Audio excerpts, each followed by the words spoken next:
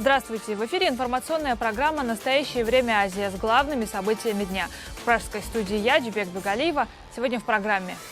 Ангела Меркель очарована Кыргызстаном. Ее угостили баурсаками и показали горы. Но больше всего ей понравилась местная демократия. Кыргызстан выбрал парламентскую демократию и нуждается, конечно, в поддержке. Прежде всего в экономической. Таджикам больше негде бюджетно отдохнуть в стране. И это касается и гостей Таджикистана. Все лучшие туристические места захвачены коммерсантами, которые берут за отдых большие деньги. Что больше всего возмущает, что берут еще и за маленьких детей. За самых маленьких. Ураган катал самолеты в аэропорту Минска, как детские игрушки. Некоторые перевернуло. В Москве штормовой ветер повалил тысячи деревьев. Есть погибшие и раненые. Одного человека убило молнией. Россия возобновила стратегические бомбардировки Сирии.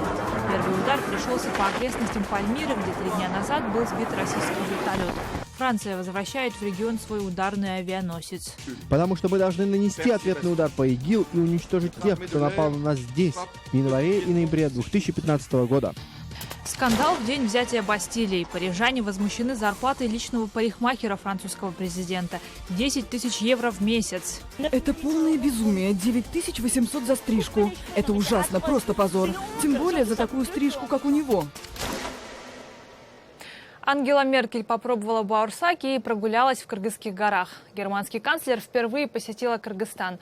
Никаких официальных документов, как и заявлялось изначально, стороны не подписали. Но приезду одной из самых влиятельных женщин в мире в республике все равно были рады. Большая часть визита была посвящена закрытым переговорам. Так что обсуждала с кыргызским президентом Ангела Меркель. Самолет канцлера ФРГ приземлился ближе к полуночи. Алмазбек Атамбаев встретил Ангелу Меркель с цветами и хлебом с солью по-кыргызски. Угостил высокого гостя национальным блюдом – борсоками. Это наш национальный хлеб. Борсок.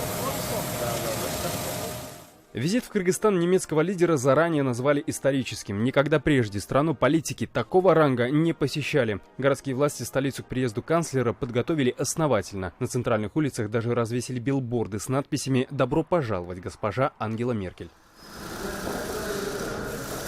Переговоры Атамбаева и Меркель прошли в государственной резиденции Ала-Арча и продлились пару часов. За это время политики успели обсудить многие темы. Развитие демократического процесса в Кыргызстане, политические, культурно-гуманитарные и экономические вопросы. Кыргызстан твердо стоит на своей позиции демократического развития. Это наша главная задача – построить поистине демократическую страну свободных людей.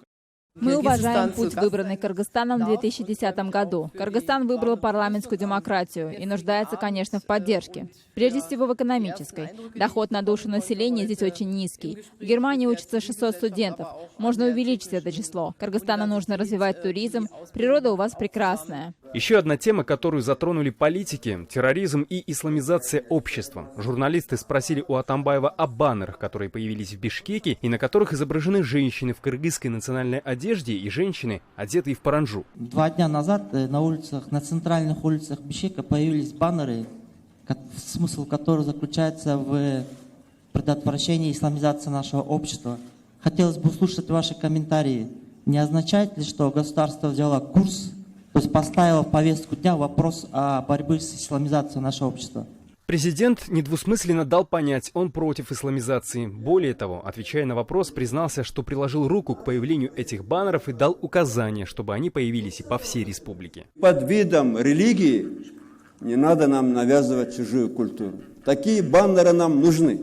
Я знаю, там же никто плохо о ком-то не говорится. Просто 3 фотографии и ставится вопрос, куда мы идем, куда мы должны пойти. Ну, яркий пример. Один баннер ночью сорвали, потому что люди, которые срывают, они не терпят иного мнения.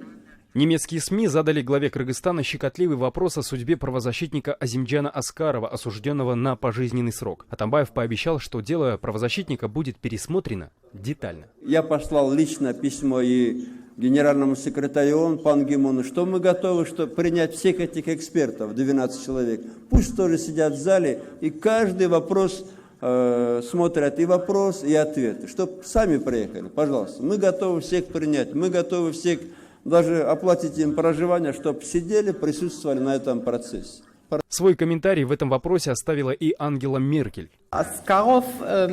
Алмазбек Атамбаев заверил меня, что в рамках разбирательства по Аскарову прозрачность будет обеспечена. У вас очень живое гражданское общество, и мы приветствуем то, что закон об иностранных агентствах парламент отклонил. В пресс-конференции лидеры стран отметили, нужно наращивать отношения между странами и прежде всего в экономической сфере. Потенциал для этого есть, но подписание межгосударственных документов отложили до следующего раза. После переговоров с Алмазбеком Атамбаевым Ангела Меркель встретилась со спикером парламента Кыргызстана Чимбаем Турсунбековым, представителями гражданского сектора и духовенства. Последним пунктом программы значилась прогулка двух лидеров в ущелье Ала-Арча. На этом официальный визит канцлера Германии в Кыргызстан завершился.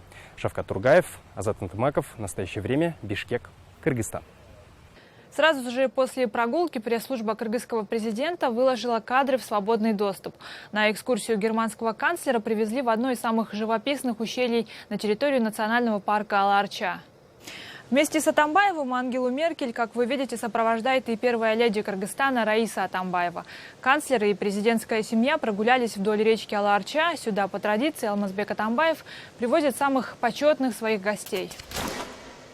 Счастливое продолжение получила история российских туристов, которых неделю назад ограбили по дороге на Иссык-Куль. Грабители отобрали деньги семьи Ребровых, представившись милиционерами. Пока преступников искали по всей стране, обычные кыргызстанцы собрали денег для россиян. Напомним, что Ребровы специально приехали в республику для лечения своей дочери-инвалида. Ну, немножко был праздник наш испорчен, скажем так. Готовились к нему долго, 3 года. 3 года готовились? Ну да, у нас как бы ребенок проблемный, то есть как бы и средств нет на поездки, это очень дорогие поездки для нас, тем более как бы она проблемная у меня. Как позже выяснилось, злоумышленники, обобравшие Ребровых, действительно когда-то работали в органах и не раз грабили иностранных туристов. В отношении задержанных возбуждено уголовное дело, но, как пошутил в интервью одному из информагентств глава семьи, он даже рад, что их ограбили, потому что благодаря несчастью он узнал страну с другой стороны. В связи с этими обстоятельствами лучше узнали жители Кыргызстана. Очень отзывчивые, порядочные люди.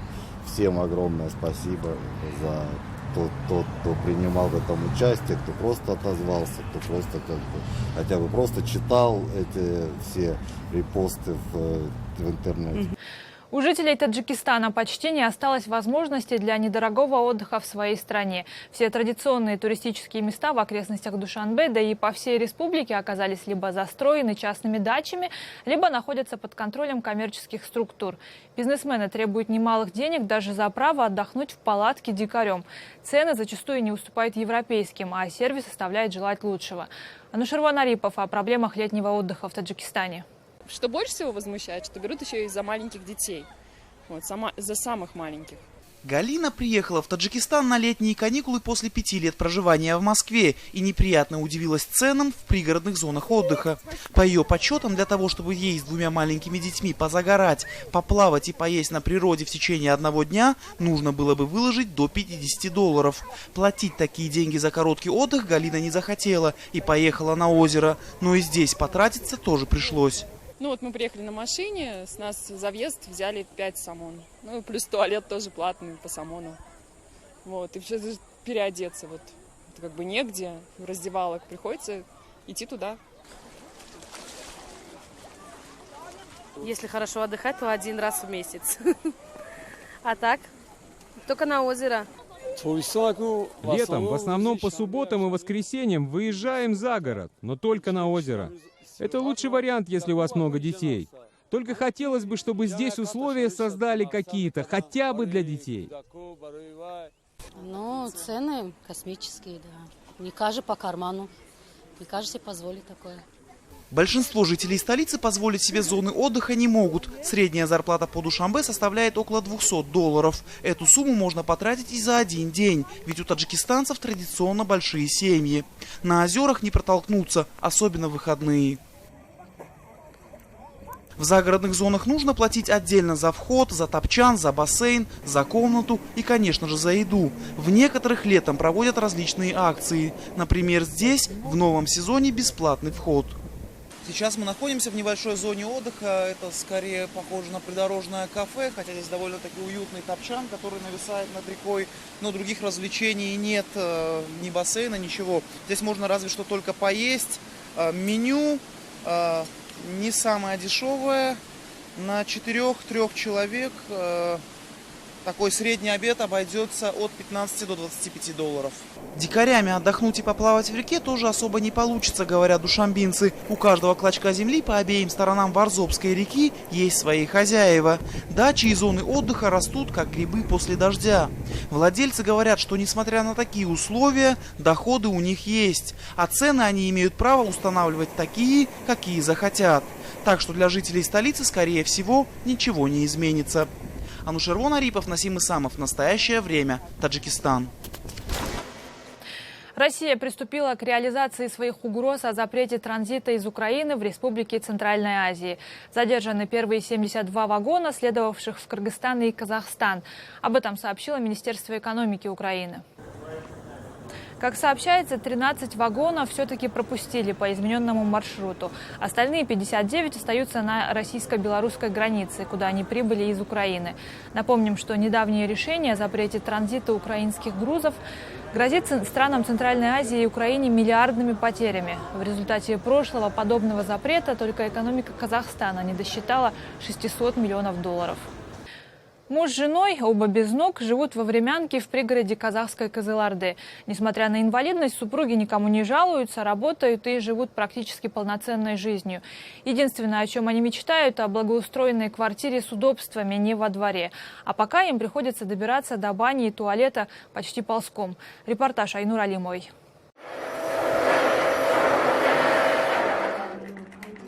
Утро Куляш Тлеовой начинается с домашних хлопот. После уборки женщина занимается рукоделием, вяжет или шьет одеяло на заказ. Ее супруг Бакытбек Ситпаев тоже не сидит сложа руки. Он зарабатывает частным извозом, выезжая на старой машине. Получаю пособие 44 тысячи тенге, и жена получает 44 тысячи. Взял кредит на 2 года. Когда денег не хватает, выезжаю как таксист. Супруга шьет одеяло, вяжет, так и живем. Репортера Затыка не застал дома дочь Бакытбека Ситпаевой, Куляш Тлеовой. Когда пришли журналисты, она гостила у родственников. По словам Куляш, их дочь восьмиклассница выполняет всю сложную работу по дому, которая не под силу родителям-инвалидам. Семья живет в доме без санузла. Так называемое удобство на улице. Тяжеловато с туалетом, ванной нет. Выходить на улицу и заходить обратно очень тяжело. Во дворе грязь. Все трудности ложатся на плечи дочери. Другая проблема – отсутствие ограждения вокруг дома. Собаки, домашний скот заходят во двор. Дочь выходит на улицу, и пока она не зайдет, я сижу и переживаю. Местные власти говорят, что какие-либо льготы для семьи инвалидов не предусмотрены. Все граждане, стоящие в общей очереди, обладают одинаковыми правами и несут одинаковые обязанности. Поэтому они получают жилье, когда подойдет их очередь. Ситпаевы встали в очередь на получение благоустроенной квартиры в 2011 году. Перед ними в очереди около 4500 человек. Айнур Алимова, Мадибек Магомбетов, Онгарсей Масаев, Азатык ТВ. Далее в программе. Ураган катал самолеты в аэропорту Минска, как детские игрушки. Некоторые перевернуло. В Москве штормовой ветер повалил тысячи деревьев. Есть погибшие и раненые. Одного человека убило молнией. Россия возобновила стратегические бомбардировки Сирии. Первый удар пришелся по окрестностям Пальмиры, где 3 дня назад был сбит российский вертолет. Франция возвращает в регион свой ударный авианосец.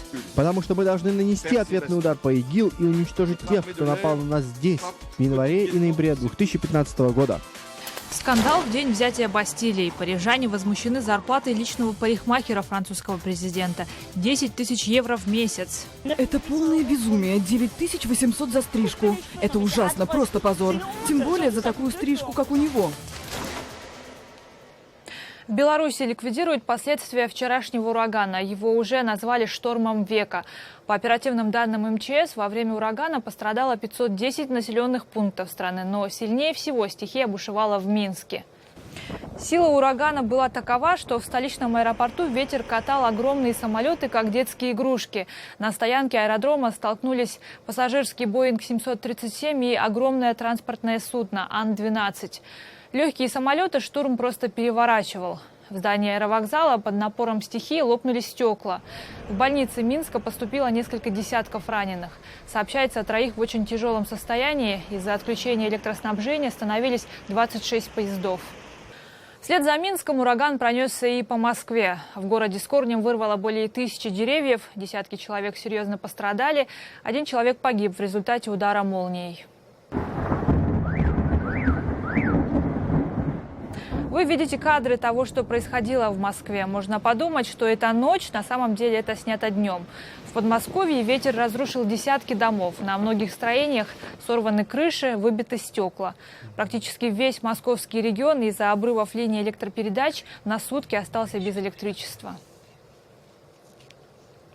Не обошлось и без уже привычных для России курьезов. В самый разгар катастрофического ливня коммунальные власти Москвы вывели на улицы поливальные машины, что в очередной раз стало объектом шуток и даже издевательств в сети со стороны москвичей.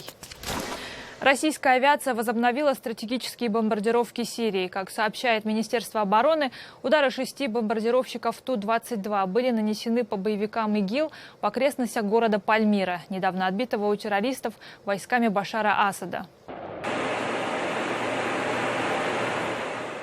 Российское командование заявляет, что в результате стратегической бомбардировки был уничтожен крупный лагерь ИГИЛ, в котором готовились к наступлению на Пальмиру несколько тысяч джихадистов. Также там было сосредоточено большое количество боевой техники и боеприпасов. Между тем, западные СМИ считают, что возобновление российских бомбардировок – это месть ИГИЛ за сбитый в районе Пальмиры боевой российский вертолет, пилоты которого погибли. В Кремле эту информацию опровергают и говорят, что удары по исламистам наносились в рамках общего плана воздушной кампании. Также российская авиация нанесла несколько мощных бомбовых ударов по сирийским городам, расположенным вдоль турецкой границы в провинции Идлиб. Кадры с последствиями бомбежек распространяют западные информационные агентства со ссылкой на социальные сети повстанцев. Значительная часть провинции Идлиб находится под контролем джихадистов из террористической группировки Джабхат ан-Нусра. Боевики нередко располагают свои позиции в жилых кварталах рядом с больницами и школами, и каждый раз во время авиаударов погибает значительно больше гражданских лиц, чем, собственно, террористов. На этих кадрах агентства Рейтер, погибшие во время бомбежки городка Ариха. Местные спасатели заявляют, что пока им не удалось достать из-под развалин всех пострадавших и убитых. Американские газеты утверждают, что им удалось узнать, с какой целью госсекретарь США Джон Керри отправился в Москву. Вашингтон-Пост заявляет со ссылкой на источники в Госдепартаменте, что Керри везет Путину новый план президента Обамы по Сирии. О деталях американского предложения России пока известно немного, но журналисты считают, что Обама предлагает Путину практически создать новый военный альянс в борьбе с ИГИЛ. Иными словами, подразумевается полная координация всех ударов с воздуха под единым коалиционным командованием. Некоторые эксперты уже назвали эти предложения нежизнеспособными, так как у них есть серьезные противники в Пентагоне и среди российских генералов. Кстати, подобное сотрудничество, по мнению американских аналитиков, это именно то, чего добивался Путин, вводя войска в Сирию. Тем временем армия Ирака при поддержке США начала масштабное наступление на подконтрольный ИГИЛ город Мосул. Он считается самым главным опорным пунктом террористического халифата. Там сосредоточены основные силы исламистов, их склады оружия и все финансовые организации. Подозревают, что именно в Мосуле ИГИЛ производит и химическое оружие. Иракская армия продвигается с боями, встречая ожесточенное сопротивление джихадистов, которые, отступая, уничтожают всю инфраструктуру, мосты и дороги. Президент Франции Франсуа Олланд заявил, что Французская республика намерена в ближайшие месяцы вернуть в Средиземное море и Персидский залив свою авианосную группировку во главе с авианосцем «Шарль де Голль». Со слов Олланда, самолеты французских ВВС будут участвовать в штурме иракского Мосула, так как, по мнению президента, Франция еще не до конца отомстила ИГИЛ за теракты в Париже. Я также хочу сообщить вам, что боевая группа, которая включает в себя авианосец «Шарль де Голль», снова будет развернута осенью, потому что мы должны нанести ответный удар по ИГИЛ и уничтожить тех, кто напал на нас здесь. Свои воинственные намерения президент Оланды и члены его правительства подкрепили коллективным исполнением французского гимна «Марсельеза».